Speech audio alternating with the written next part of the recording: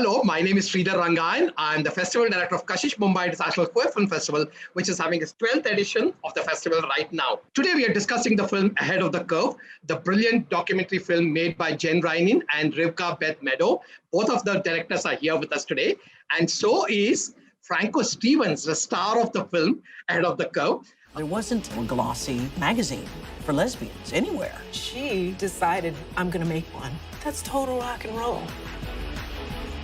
We are really, really honored to have all of you on the panel, and thank you for joining us. And to do the Q&A is RAGA D'SILVA. RAGA has worked in senior positions in advertising in India and New Zealand, co-founder and director of Speaking Minds, a speaker marketing agency and international bureau. RAGA is a published author and a host of several shows online, and a known activist in the LGBT space.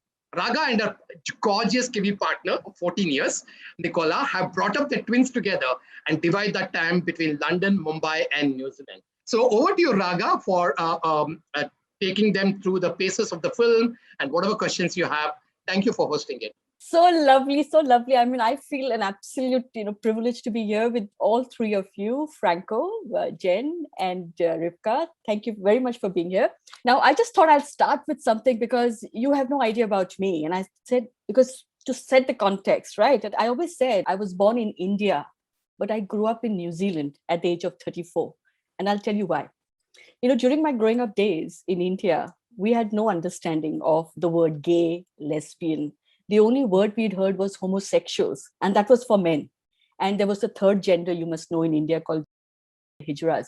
And so I had deep crushes, but I didn't know that this was like something that, that it was, I had no idea that I was a queer woman, let's say. So I got married to my best friend, my male friend in India. We had twins, we moved to New Zealand, supposedly lived a very happy life, until suddenly I started questioning, because in New Zealand, I saw so many people together of the same gender. And I started wondering whether that is what was normal for me. So I had to fight that, first of all, inner homophobia, and then, of course, the external homophobia that comes, living in this kind of a world. But I found out that there was a space for women like me. And that space was a very interesting space. And there was a word called lesbian. And I can tell you, I just turned 50. And until I turned 50, I didn't even own that word. So that's why I say that I grew up in New Zealand at the age of 34. I was 34 when I first discovered myself. And then I met my partner, Nicola, who you just met. We've been together 14 years. Our twins are now 23. And we kind of, Nicola and I have this diverse conversation all the time because she has been part of New Zealand feminist movement for years and years. The conversations made me realize that she's so free, whereas I am still unfreeing myself. So therefore, congratulations, when we watched Ahead of the Curve, I really literally, I had these moments of saying, my God, how come I didn't know about it? Why would my life, hadn't changed because of this moment? And I loved the film for what it stood for. I loved that the filmmakers brought a subject like this to the world, history, legacy, what we talk about. And I loved, Franco, I loved your journey. So we're going to talk to three wonderful women today. So I'm going to start with you, Jen. I read something about you and it said that you call yourself a late bloomer. Yeah, I mean, listening to your story, I think there are some similarities for sure. I didn't really come out until after my babies were born, until, I was in my mid-30s as well.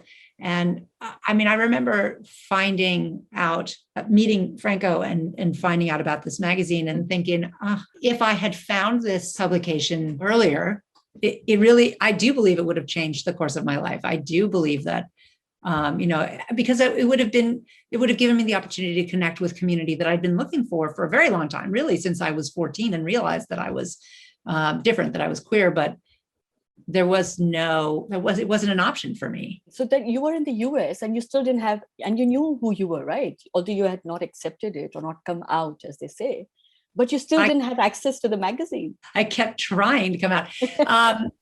It just didn't ever work out for me. And I know that the magazine was out there. I just wasn't aware of it. I never came across it. I didn't have queer community around me. Jen, actually, that's a relief for me. I don't feel bad anymore. That's the best thing that can come from sharing one's story, right? Is that someone else, you take away a little bit of their pain. Absolutely. So Franco, while watching Ahead of the Curve, we kept saying, this is not just about passion. This is like a total belief. I mean, we were just in disbelief that how can someone be that, I'm going to use the word relentless, right? You were about change. You were 23. What is that one spark? What sparked that idea at 23? I think what sparked that idea is needing it for myself. I wanted that magazine to exist. So for a while, I was just complaining that no one else was doing it. And then I was like, okay, well, if you complain, nothing will happen. Or you can take another stance and do it yourself. And I didn't know anything about publishing, but I was, like you said, relentless. And, once I made up my mind that I was going to do it, there was no stopping me. And then somebody told you, no, you can't do it. Which made me want to do it even more. I love that about us women. They also told me I shouldn't put lesbian on the front cover, which made me want to do it even more. Yeah. And that is what the wonderful part about this conversation is, that the word lesbian, right? For us, it didn't exist. And for you as well, while it existed, it had a derogatory connotation to it. That courage, where did you get that courage from? I think I got it from my dad. My dad had a very similar outlook on life. And, that's how I was brought up. And although they had a really hard time when I came out, my family came around and, was very, very proud of me. For sure, you got the courage from your dad, but you got the tenacity from your mom. Oh, yes. My mom is stubborn, which I think I'm stubborn too. She doesn't take no for an answer, which is the same as me. And you're right. That's where I got it from. It's your good mix. Yeah, I'm a good mix. Thanks. Fantastic. Genes really play a role. So your ex-husband outed you, and then how did that feel for you? And were you comfortable with the fact that, yes, I'm fine? Was it a relief for you? Was it free? Well, I felt like it wasn't his to share. I felt like he kind of took something away from me, which was his intention because he was hurt. But in a sense, I didn't have to come out myself. It was just, there it is. And I think my mom in particular was so sad because, I'm Jewish. We had a huge, big Jewish wedding. And, I know it was a lot for them to pay for all that. And then, a couple of years later, here I am saying, oh my God, I found myself, I'm a lesbian and this marriage isn't right for me. And I think somewhere in their mind, they thought I must have known all my life. Looking back, I think, how did I not know? But I really didn't know. So you didn't know. You didn't know. I didn't know, but looking back, things make a lot of sense now. Like, the crushes I had on some of my sports coaches and my best friend and that kind of stuff. We've talked about this before, right? You said one of the reasons that you didn't know is because you just didn't see any other role models. You didn't know you didn't even know a woman could be gay, right? I did. So yeah, that's, there's what is Gina Davis always says, you have to see it to be it. And that's what, that's so much of what you were doing with Deneuve and then Curve, right? Is like helping to show all different kinds of ways that a woman could be a lesbian, queer. And if you don't put those terms on the cover of the magazine, how will anybody know that publication's for them? True.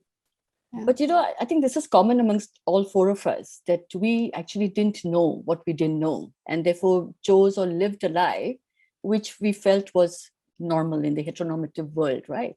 And then the realization hits, and then we accept, or we discover, or we are dragged out. In my case, my mother dragged me out of the closet. I had written a letter to a friend of mine. I was married. I was in the process of separating. I had written a letter to my friend, which I never posted.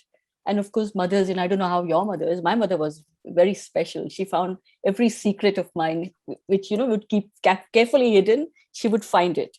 And so she found this letter, and she read the letter where I had confessed to a friend that I am attracted to women. That's all I said in that letter.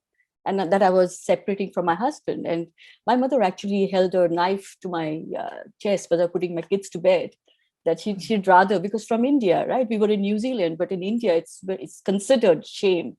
It's considered a curse, and it's an illness. And, you're going to cause scandal to the family. So you got dragged out. And I understand this feeling because I also felt cheated. I felt when I was ready to come out, I would want to come out and tell the world like I am now. That got taken away from me. So it's a feeling when people say, but it was made easier for you, right? So you didn't have to come out. But yeah, so I understand that. RIVKAH, I'm going to come to you. So how did this journey start for you? Because we've got kind of similar stories. What's your story? My cousin actually was the first lesbian that I knew. And this is when I was pretty young. I came to visit her in San Francisco. She was out by the time she was maybe 13 or 14. And she lived on her own, actually, from the time she was 15 on. So I came to live with her when I was 16, just for like a month in the summer. And I was from Indiana. And I knew about queer people. I knew about LGBTQ plus people, but that was really my introduction into like a world that was different from anything I had experienced in Indiana. So, it's interesting. I think I'm coming out more now in my life because I've been married with a man for the past 20, or like I've been with him for 20 years. I love him dearly. But about 3 years ago, I connected with my girlfriend we tell more and more people that we are actually all involved together.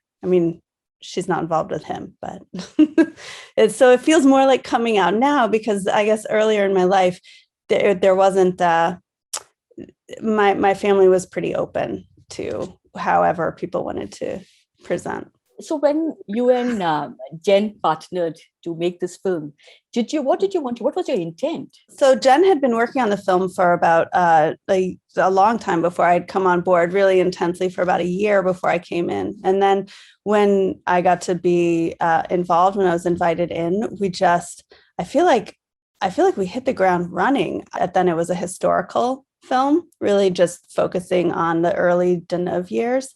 And as we learned more, as we, got more information with the story, it expanded. I think I came on board and I think we started filming about 3 months later. We had our shoot days. We had the whole film. We thought we had the whole film in the can like 3 months after I came on board. Wow, that's yeah. And then a year later, Frank got the call from Silka, and it just really shifted the course. So Jen, why this particular documentary and why this narrative? Why did you go back into history and bring old people in?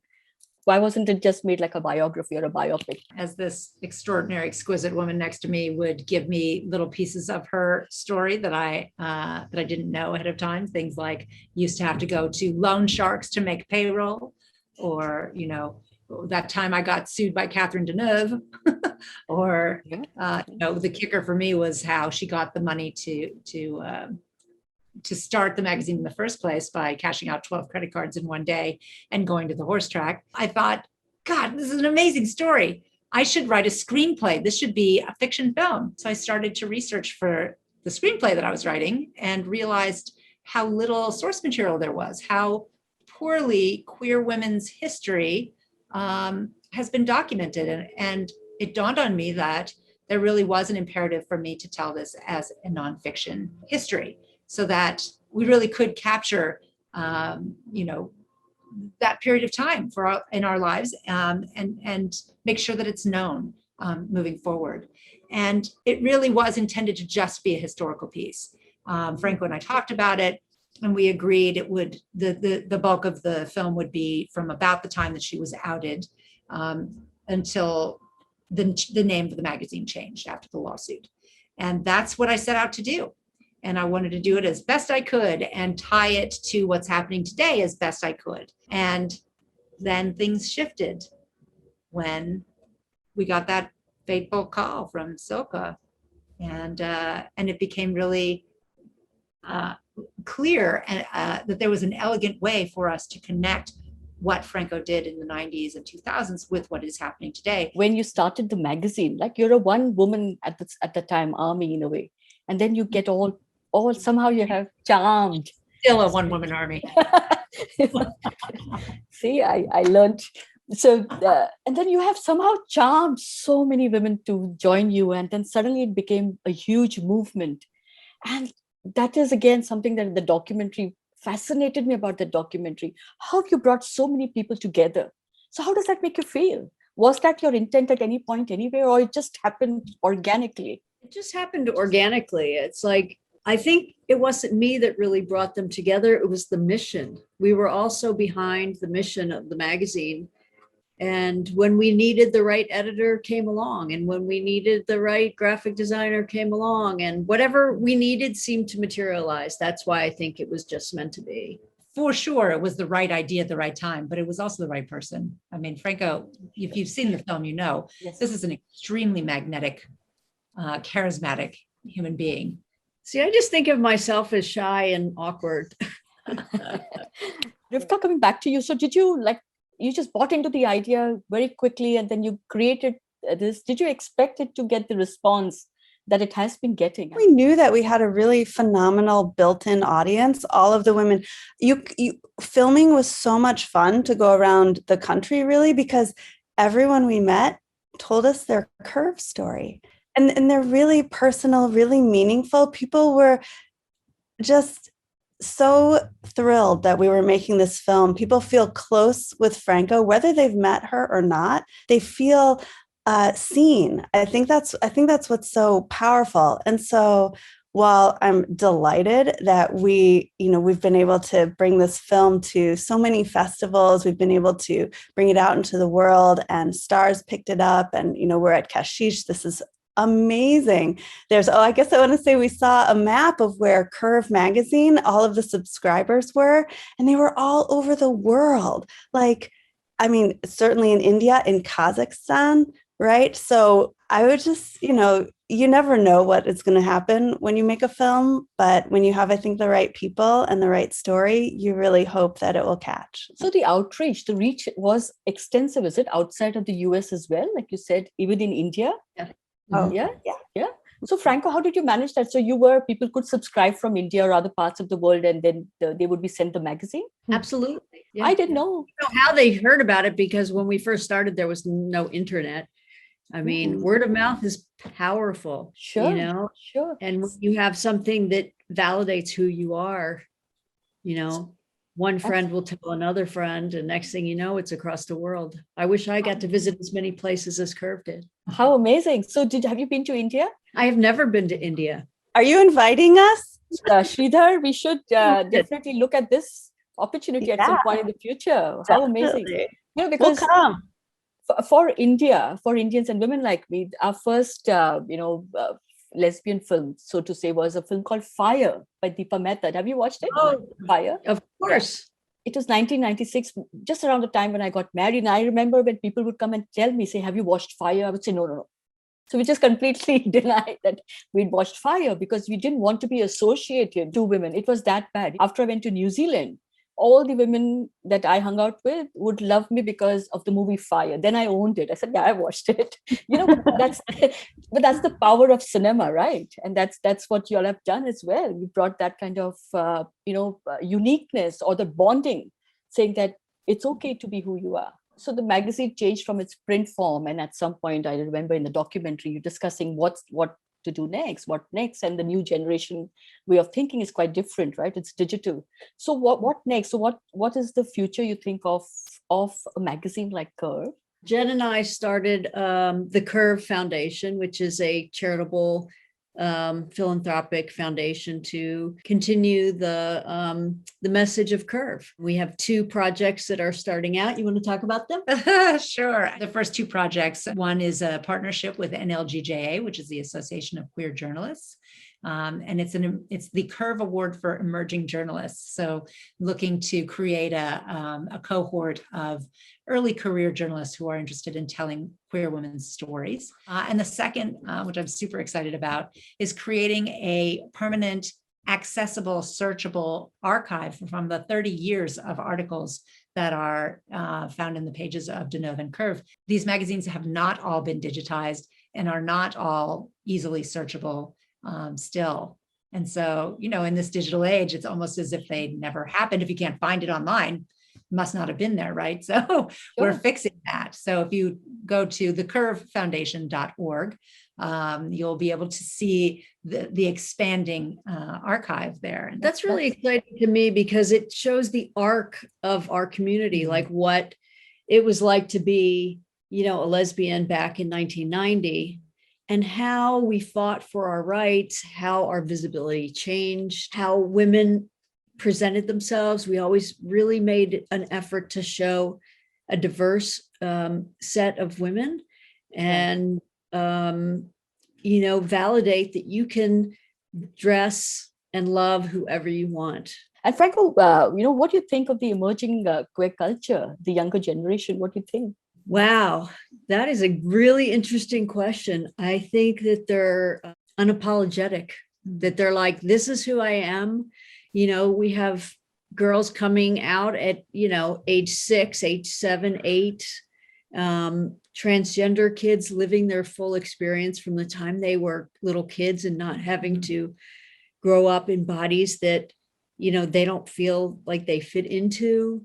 Pretending, so much pretending. And, you know, I know that there are still so many people that feel alone, you know, like there are those cases that, you know, families now see themselves represented in mainstream media, so they're more accepting of their children. But that's not everyone. You know, there's still a lot of shame and disgust and cultural bias about, you know, our community as a whole. We're working our way to change that, but the fight's not done. Here in the United States, there's, I think, 21 states that have, you know, active legislation going on to deny transgender children of their rights. It's a slippery slope. It's easy to fall back to where we came from and to have, you know, our stories locked behind closed doors. If we tell our stories, then there are people out there that will listen that need to hear those stories because it represents them. RIVKAH, coming back to you, did you feel, you know, when I listened to you, I think everything sounds so positive. You decided on, you know, partnering and everything, but did you feel any challenges? You know, challenges with any independent film. Fundraising is always difficult. Distribution, it's a beast, right? People have a lot of options, and trying to get people's attention.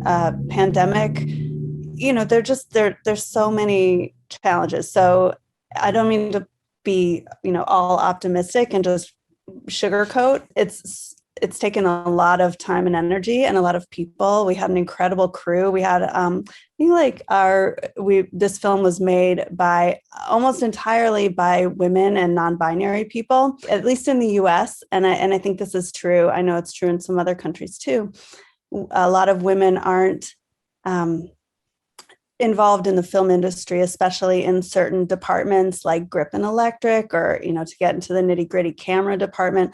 We're seeing more and more women being mentored and coming in. It's less of a boys' club. Jen and I launched a filmmaking company, a production company called Frankly Speaking Films, to tell more stories about strong queer women and non-binary people. And then we also have, you know, we have a great network of other filmmakers. I wanted to mention, especially, you know, Pratibha Parmar, right? She lives here. I'm sure you know her. She's, you know, her film Kush was transformational. And then and she's living in the States, right? Making film, right? She's not living in India anymore. And so it's so important for people with lived experience to be telling the stories of other people who have, you know, a shared experience. There's just a different access. There's a different kind of insight that we can get from storytellers. Storytelling. Stories change the narrative, isn't it? And may I just say one thing as well? Just you had asked a question of RIVKAH earlier about what the big challenges were with this film. One that we're facing right now, which is we are hearing a lot of feedback, a lot of very positive feedback about how important it is to have stories like this in the world, stories that describe the experience of queer women in particular. There are so few stories about us. In order for us to change that dynamic and bring more stories out, we need to all support each other, to support each other's films, to go to, wherever they are, Amazon or Apple or wherever you see the films, and rent them and buy them. I mean, just make a tiny investment with your dollars. It will go a very long way toward making sure that we can tell more and more stories about our community.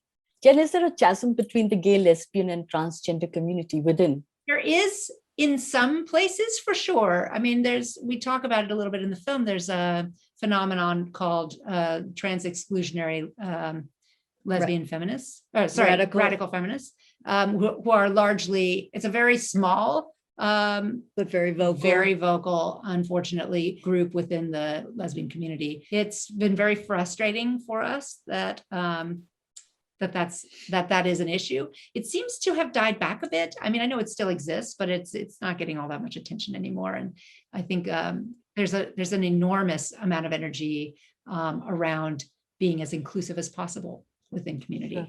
And I think we see that with the expanding acronyms that we use and words that we use to describe ourselves. I just wanted to add, there's also, within, there's LGBTQ plus community is not a monolith, right? And another conversation that's happening a lot here in the States is the one that we saw in the film with Franco, Denise, and Amber. It's where we talk about cross movement work and disability rights being queer rights and Black and brown rights being queer rights, right? Like there's an intersection, and a lot of people in queer community occupy those intersections. So I think there's a lot of conversation. I wouldn't say a chasm, but people are at different places along their journeys. Sure, that's good to hear, because what we observe, at least from the outside, and I've been out for a very short time, is there's a lot of stratification within the community. There's so many subdivisions, sub boxes that have been created, so many things happening within the community, and there's strife at times that we see. But hopefully it is only a passing phase and things somehow settle. I have one last question for all of you. Has this film, so I'll start with you, RIVKAH, has this film changed you? This film has changed me in fundamental ways, and ways that go far beyond, the reach of the film. This film has, Franco's inspired me in so many different ways, but also to be really connected to my own desire, the things that I want, and to allow myself to ask for that and seek it and find it. And that's a phenomenal gift for me personally. And then it's just a thrill to be able to work closely with Frank and Jen, and to be able to have so many conversations like with you and with so many people in our community, really around the world. I would echo all the sentiments that RIVKAH has mentioned, but also to say that for me, making this film, being at this point, it feels as though some of the puzzle pieces in my life have slotted into place. I have a very clear focus and direction now for all the disparate things that I have been doing in my life. They now are all coming together, braiding together around this work, around queer women's visibility, around telling our stories, around preserving and sharing our history. This process of making this film with these two women and all the myriad other extraordinary people we've gotten to work with has absolutely changed me profoundly. Wow. And Franco, how did it feel for you seeing your life story there? I must say that it's very strange to see yourself on the big screen, and I wouldn't have trusted anyone but these two women to tell my story. And it has reminded me that, Curve has changed a lot of lives. It's made things a lot better. And for that, I'm really grateful. And I'm going to make a very honest confession, because that night when we watched the film, Sridhar had sent us the link, we watched the film. I actually went into silence for a long time.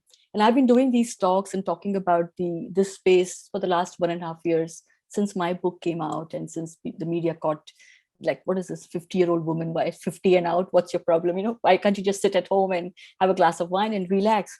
And that night I said to Nicola, I think I found my purpose. I watched that documentary and I said, now I'm not going to just talk the talk, I'm going to walk this talk. And that is the difference you made, Franco and Jen and RIVKAH, really, to my life. And I thank you so much. Like really for that transformational journey for me. And I know that everybody who watches your documentary, they will be transformed in some way. I would be surprised if it doesn't transform them. So thank you so much for bringing this beautiful film to us. Thank you so much for this wonderful conversation. Raga, you brought out the best in all the three of them. They're already superstars, but you brought out the best conversation with three of them. I'm really feeling very, very honored because, like, I mean, for me, when I had not come out in 1989, the first gay magazine, MEDOW, the first copy was thrust into my hand by my friend. And I was totally closeted then. I read a magazine in the darkness of my room, and from page 1 to page 25. And that changed my life completely, you know. And from the second edition on, I was on board with the MEDOW. And since then, I've been working with the community forever. So I know how important magazines can play a role in people's lives per se. I am a testament to that. And thank you for launching Curve and sustaining it for so long, Franco. Really, you're an inspiration. And I'm sure, like, I mean, so many histories and her stories has to be told. And thank you, Jen and RIVKAH, for making this her story so beautifully, presenting this story to the world. And we hope that, like, this film is going to be everywhere and everybody's going to watch this film. And really happy to have a conversation with all of you. So there's still this film is playing in the first week of KASHISH. So and this particular conversation which we've had is live streaming on YouTube and Facebook. If you have any questions for any of the people, RIVKAH, Jen, or Franco, please put it there, and I'll make sure that they see these conversations and respond to it. And there are 2 more weeks of Kashish still pending. So please go to MumbaiCoFS.com, buy your weekend passes. There are 2 weekend passes for the second week and the third week, and get to watch 200 plus LGBTQ films at Kashish 2021. So thank you all for joining this conversation.